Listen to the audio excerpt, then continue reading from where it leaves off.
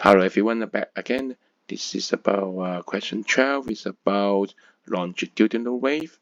It is a very simplified model with the particle here original, and then they becomes a wave here. So what we need to look at is center of compression and center of reflection. Although very few number of particles are drawn, but you can still see that 4 is the center of compression and 8 is center of reflection.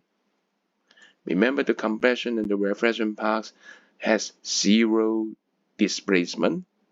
They are at their equilibrium position, so it is C and it is R. And you remember, wavelength equals the separation between consecutive center of compression. So if there's C here, this will be the wavelength. But we don't have to put another center of compression, but it's okay. The separation between C and R will be half of it.